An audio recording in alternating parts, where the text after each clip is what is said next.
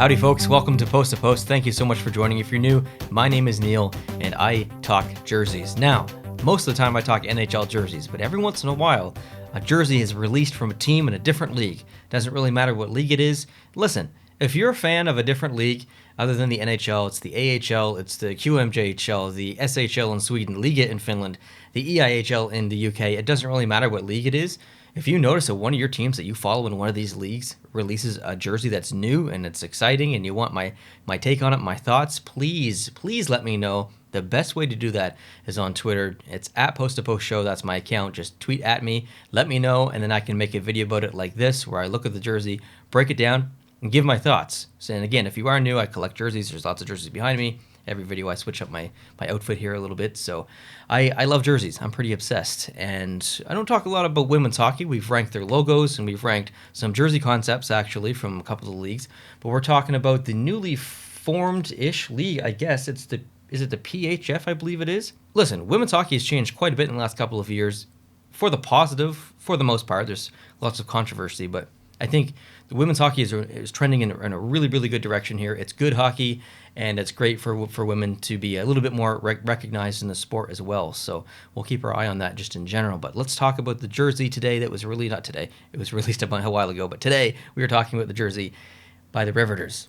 Okay, and I have to say, there's things about this jersey that I like and that I don't like, but there's something that I have to talk about because it is completely different than NHL jerseys. So I don't want to start on that photo, but it's coming.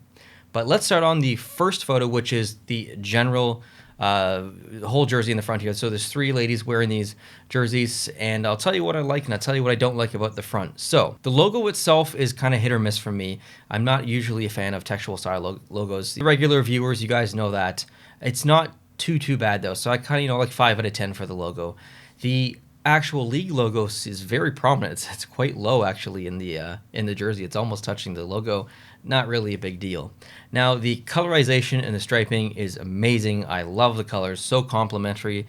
That dark shade of blue with that vibrant red just looks so good, and then complemented again with the white, amazing. The numbers being on the front of the jersey as well as on the sleeve, there was something I was going to talk about. That's not it. Okay, we've seen this on a couple of jerseys in the past, from even in the NHL, not this placement, but it was the Buffalo Sabres that used to do that on the opposite side of wherever the letter was. I think it was on this side. So it's been done in the NHL, but not in this placement. So that's not what I want to talk about. I just needed to mention it regardless. It's the back that I want to talk about. But before I do that, I want to get to a different photo of the front, because there's two things I want to talk about here. Number one is the number. The number placement drives me crazy because the shoulders come down far, actually, really, really far. That white colorization comes down. And then the number is in between. It's in that little section, right? It's in between the forearm stripe and then the section of the shoulder that comes down. But it's not centered. And that's the part that drives me nuts. So very nitpicky, right? But if you're going to put it there, make sure it's symmetrical and exactly equal distance away from the white stripe up here, or the shoulder, and then the white stripe down here. That's my hardcore criticism there. Now the shoulder patch, which is awesome.